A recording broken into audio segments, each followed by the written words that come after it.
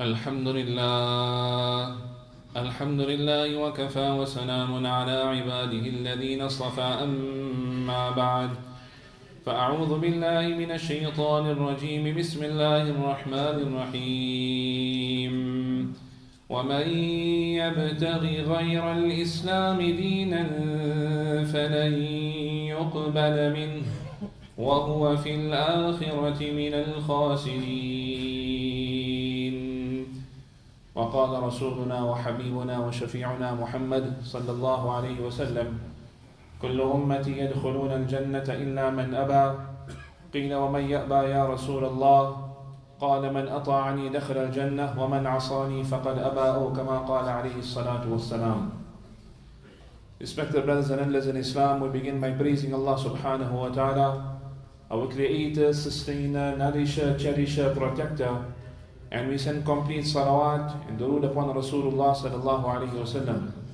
All praises belongs to Allah subhanahu wa ta'ala for having blessed us with the greatest wealth of Iman. May Allah subhanahu wa ta'ala keep us in this world with Iman, take us away from this world with Iman, and resurrect us on the day of Qiyamah with perfect Iman. Brothers and elders, today we are living in a world where we are fighting various battles. And I think the greatest battle that we are currently facing is the battle of maintaining our identity and ideology. So if we have to look into the lives of Sahaba radiallahu ta'ala anhum, we'll find they fought various battles. There were those physical battles they fought where they were very few in number and Allah subhanahu wa ta'ala blessed them with victory. However, what is truly amazing is to see how they won the battles of identity and maintaining their own ideology and maintaining the teachings of Rasulullah sallallahu alaihi wasallam. So just to put things into perspective, we need to understand Sahaba radiallahu ta'ala anhum are coming from Arabia. They are people of the desert, and naturally people of the desert are looked down upon. On the other hand, you have the superpowers of the time in the form of the Persian Empire, Roman Empire, etc. They had progressed to a great extent in all different aspects, in all different avenues. As far as technology is concerned, as far as food is concerned, as far as wealth is concerned, those were regarded to be the superpowers of the time. Sahaba were simple, what we would normally refer to as what we'll say backward, to the extent that on one occasion, when they saw the roti and the type of bread that the Persians and the Romans ate, the bread was so refined that Sahaba radiallahu ta'ala actually thought it was a serviette. Only afterwards they realized it was not a serviette, but rather it was actually a bread. On the other hand, the camphor of the superpowers was so refined, Sahaba actually thought it was salt. So instead of putting salt in the food, they added camphor to the food. So we'll say these are backward people. But the amazing thing is, despite the pressure of society, and despite them going to various lands, they were not influenced by the superpowers of the time, rather they became influencers. They influenced others wherever they went. So let's take a few examples. You have Uthman radiallahu ta'ala anhu traveling with Rasulullah sallallahu alayhi wasallam with the intention of performing Umrah. Now again, put things into perspective. Sahaba radiallahu ta'ala anhum were initially brought up in the precincts of Haram, and the love of Kaaba permeated each and every pore of their hearts. When Nabi sallallahu alayhi wasallam left Mecca and he went to Medina, it was not something easy for him, but rather it was something very difficult. And that is why ahadith speak about how Rasulullah sallallahu alayhi wasallam turns and he looks at Mecca and he says, Ma atyabak, O Mecca, how pure you are, how beautiful you are. Wallah, Allah's qasam, if my people did not remove me from you, ma kharajtu mink, I would never have left you, O Mecca. So after a few years, about 6 years, the opportunity now comes about. and now they are going to Mecca to perform Umrah. The kuffar of Mecca, the Quraysh, they stopped Sahaba radiallahu ta'ala from entering Makkah al-Mukarramah. Nabi Kareem sallallahu alaihi wasallam discusses with Sahaba, he makes mashwara with Sahaba, consults with Sahaba, that what do we do? It is decided that Uthman radiallahu ta'ala will go to Makkah and he will negotiate with the kuffar of Makkah, with the Quraysh of Makkah. Uthman radiallahu ta'ala goes to Makkah al-Mukarramah. He is now hosted by his cousin Aban ibn Sa'id. Now in those days, the common practice in Arabia was for a person's garments to be below his ankles.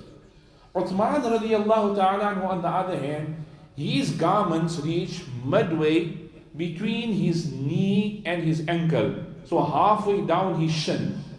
Aban looks at him and Aban asks him that, "Oh my cousin Uthman, tell me, why are you dressing in a very disheveled manner?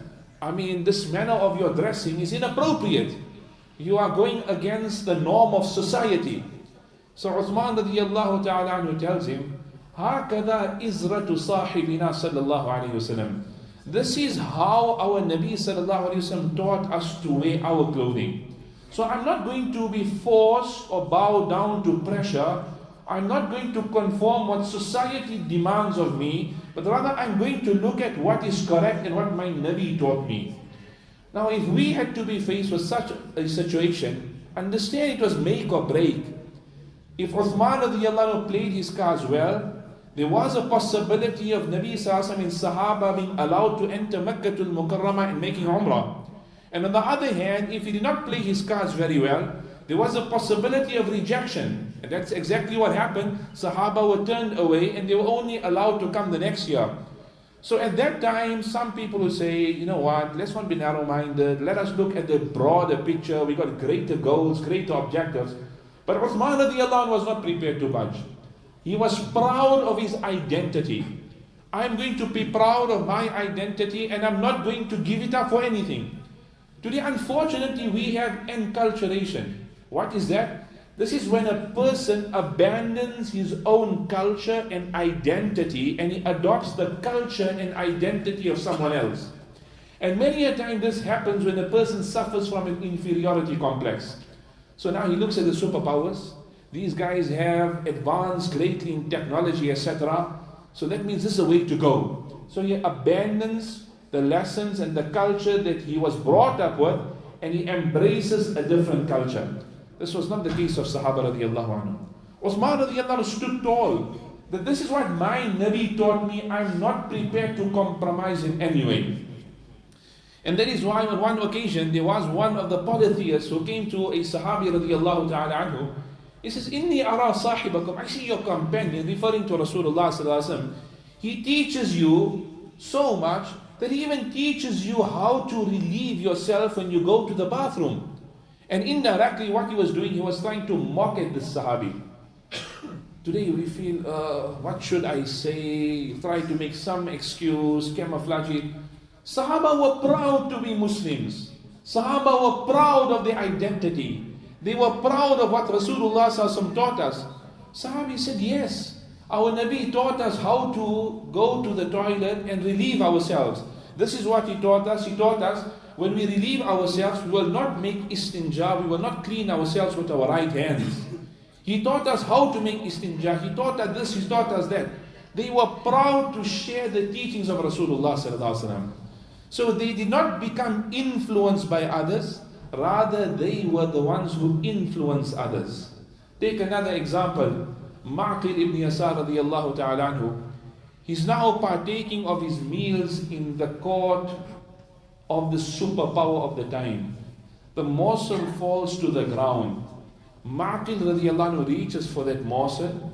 He cleans the morsel and he eats the morsel. And all the people around him, the non-Muslims, they are looking at him in disgust. Look at this man, he's eating from the floor. There's abundance of food. I mean, what makes him stoop so low? So one of the people next to him who was slightly influenced, he said, "Aslah Allahu Amirak." Said, "May Allah keep you and preserve you, O our Amir." But there's so much of food, and these people are all looking at you in disgust with regards to what you're doing. So Ma'qil radiallahu ta'ala anhu beautifully said, إني لم أكن أدع ما سمعت رسول الله صلى الله عليه وسلم يقول.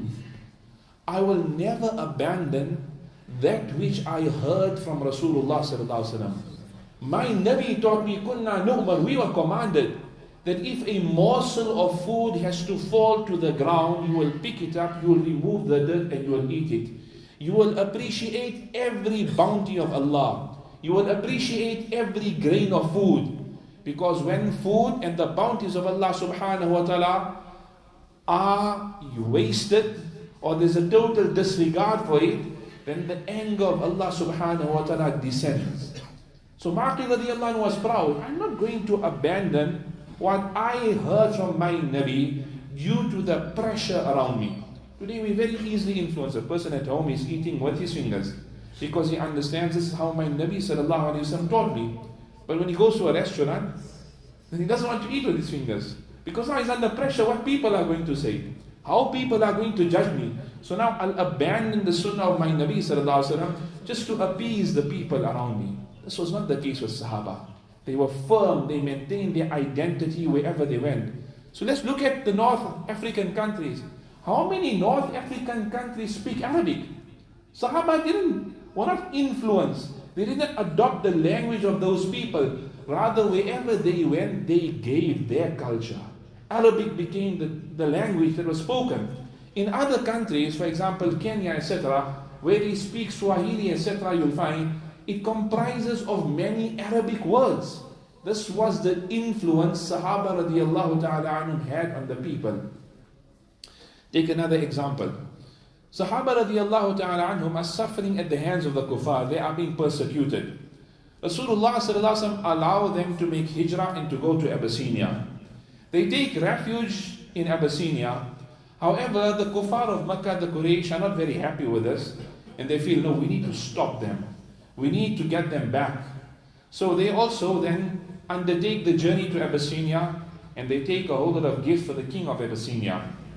So they come to the king Negus, Najashi, and they tell him that, listen, there are certain people from our tribe, our family, who have settled in your land. They have run away from us, and we want to extradite them, we want to bring them back. We want to hold them to account, right? Because they have caused a lot of problems in our society, etc. So the king Negus summoned Sahaba radiallahu ta'ala anhum. Amongst themselves, they were about 80 in number. Ja'far radiallahu ta'ala anhu says, Ana khatibukum, I will be the mouthpiece today. Ja'far radiallahu anhu steps forward, he enters. Prior to him entering, the Quraysh came and they all knew the protocol of the court. So when they entered into the palace of Najashi, they made sajda, they prostrated before Najashi. Ja'far radiallahu anhu came and he did not make sajda. Immediately the courtiers objected. That look at this man, he is not following protocol, the protocol of the court. Ja'far radiallahu ta'ala anhu immediately said that we will only make sajda, la nasjudu illa lillah. As Muslims, we only make sajda to Allah. So the king Negus, he was a bit impressed that this man is so firm on his belief. So he said, explain a bit further. So Ja'far radiallahu anhu beautifully explained, our Nabi sallallahu alaihi wasallam taught us, we will not make sajda to any other being other than Allah. King Negus was impressed. The kuffar, the Quraysh, on one hand, they thought that this will backfire on the Muslims. And the king will become upset because they did not uphold the protocol of the court. And they did not uphold the respect of the king. So they expected this to backfire on the Muslims. However, Allah made it happen the other way around. The king was filled with awe and respect for these individuals. That who are these individuals who are so firm on their faith and they are not prepared to sacrifice their faith for anything? And at the end, King Negus told them that, listen, you are free, you live wherever you want. No one will be allowed to interfere with you in any way. King Negus even went to the extent of giving them hadaya, giving them gifts. What ulama explained to us, when a Muslim will uphold his identity, then Allah subhanahu wa ta'ala will place respect for him in the hearts of others. And when he compromises on his identity, then he will lose respect in the eyes of others. Let's take an example. A Hafiz of Quran in America. MashaAllah, beautiful beard, he goes for a job interview. So the Jewish person who's interviewing him tells him that, listen, we got one condition, and the condition is you'll have to shave your beard. You'll have to shave your beard. So in the beginning he said, no, I'm a Hafiz of Quran, this is my identity. He says, sorry. But now the test comes where he's just not getting a job. He's just not getting a job. So when things become a bit tight, he says, okay, fine, let me get rid of this beard. He shaves the beard, goes back. And he tells the person who interviewed him, here am I, I'm ready to start. I've met your conditions. The Jew now turns around and tells him, listen, now you are in a worse condition. Because if you are not prepared to uphold your religion, something that is sacred, something that is between you and your Lord, then how can I trust you to uphold and to look after my property?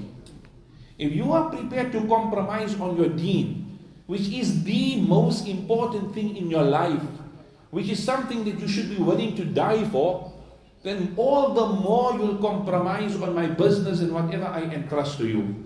So unfortunately, you are now in a worse position. Off you go. Let's take another example.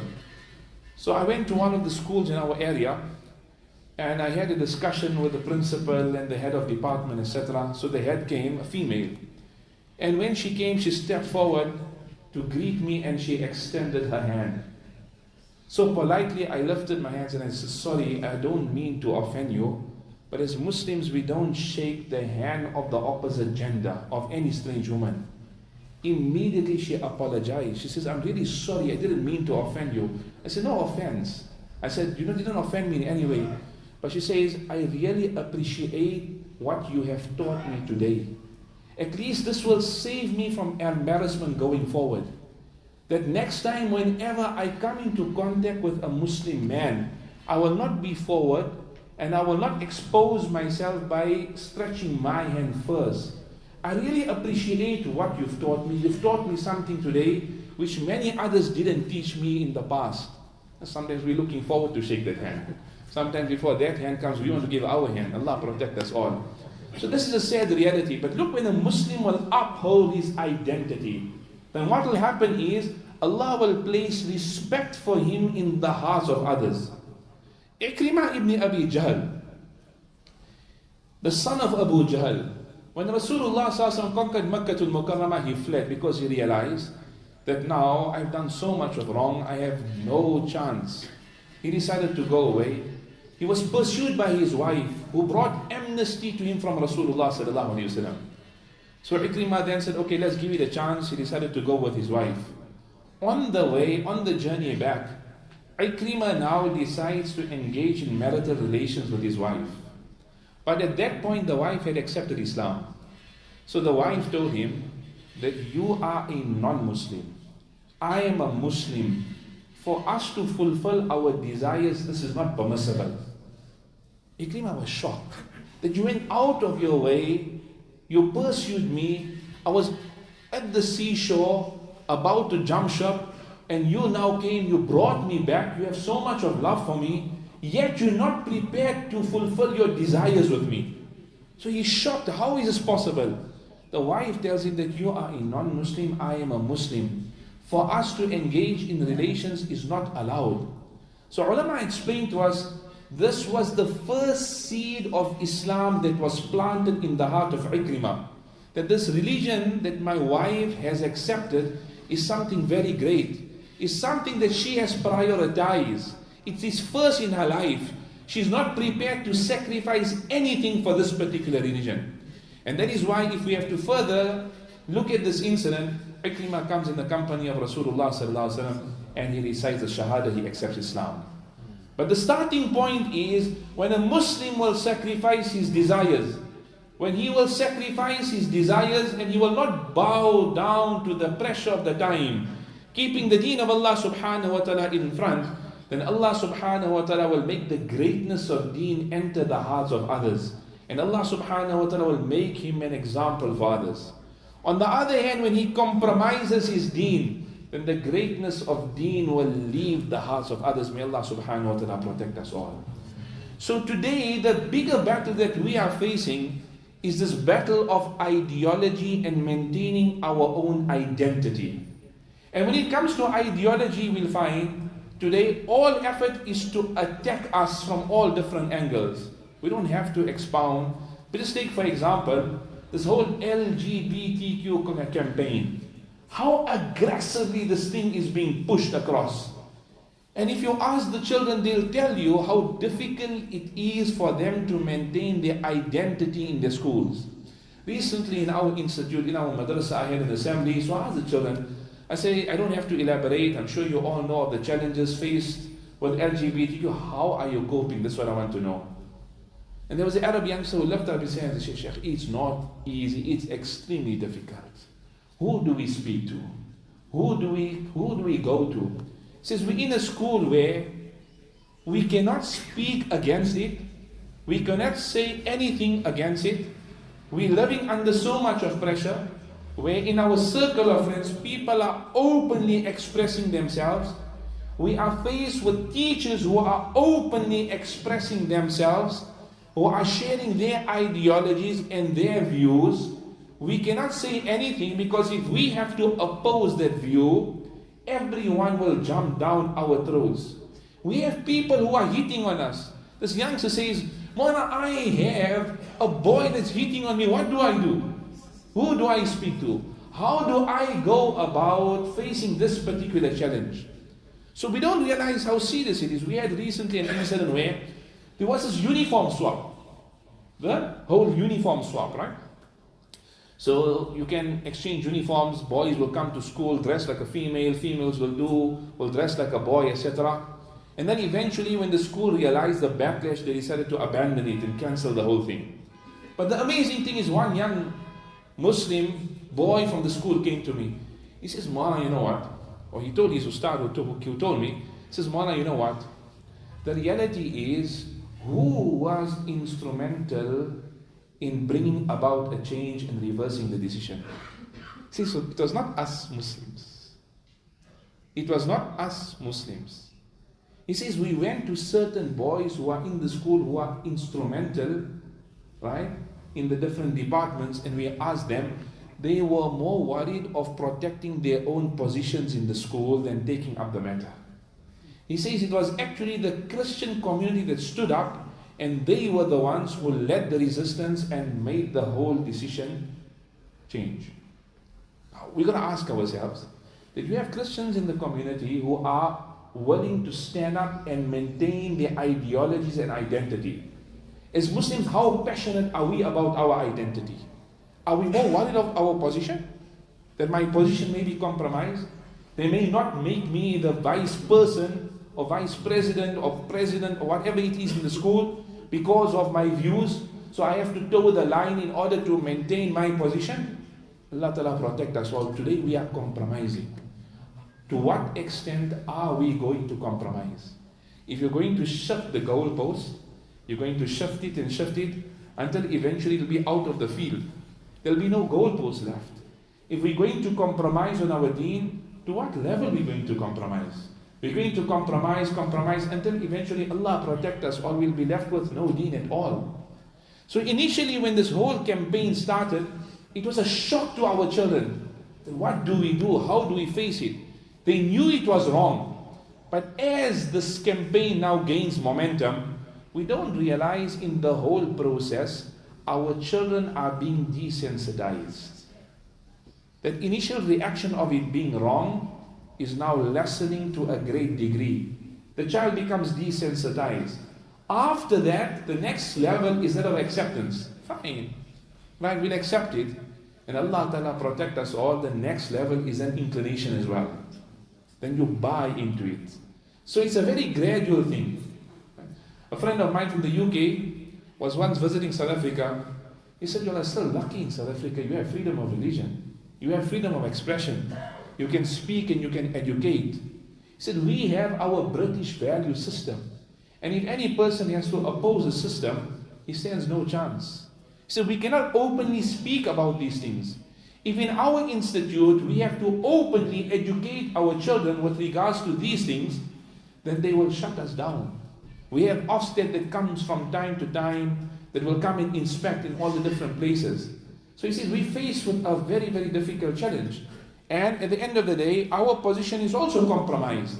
Because as speakers, if we have to go against the whole British value system, there's a great possibility of us being imprisoned. So we have to tread on a very, very fine line. And the reality, he says, is, unfortunately, we don't have control over our children. Our children are not ours anymore. If we have to enforce anything, we'll be reported immediately. The child will be taken out of our home and placed in somebody else's care. The child is able to get or do whatever he or she wishes. So brothers, we're facing a huge battle out there. Alhamdulillah, to a great extent in our country, we have this freedom of expression and we are able to engage, and therefore we should be proud of our Islamic identity. Not for one moment should we compromise on our identity nor on our ideology, but rather we should engage. Now when it comes to schooling, etc., what we need to understand is, don't make life difficult for your children. Right? Don't put your child in an environment where your child doesn't have support. Right? Put your child in an environment where at least your child has the support, a support structure around him. So for example, if he's attending a school where there are other fellow Muslim students, at least he has some support. At least he's not the only one that's singled out. Children went for camp, for example. The one Muslim boy amongst all the others, they're sharing a room, they're on camp. So he says, but I was too embarrassed to make istinja. Something small, isn't it? We regard it to be small and insignificant. He said, because what will all the others say to me? They laugh at me. I'm walking in the toilet with maybe a jug, or they see me using water or doing something which is totally different to what they're doing. So I felt like the odd one out. I left it. I didn't do it. So we're putting our children under unnecessary pressure, and this is making them compromise. Allah protect us all. It should never happen that tomorrow they'll end up compromising on their deen. I had a child from this area. The mother phoned and says, please bear with me. My child may ask you some funny questions, some absurd questions about deen, about religion. I said, but please bear with my child. Don't think my child is being ignorant, or my child is trying to prove a point, or my child is trying to be defiant in any way. Please don't get the wrong impression. I just need you to bear with me. And then the mother further explained and said, see, I never knew what was happening until COVID came. And during COVID, my child was now doing online lessons. That is the only time I was able to understand what was being imparted to my child. And I didn't realize a Christian teacher was taking my child towards Christianity. Said, as far as mindset is concerned, my child has already left deen. And this is the first step towards irtidad, apostasy.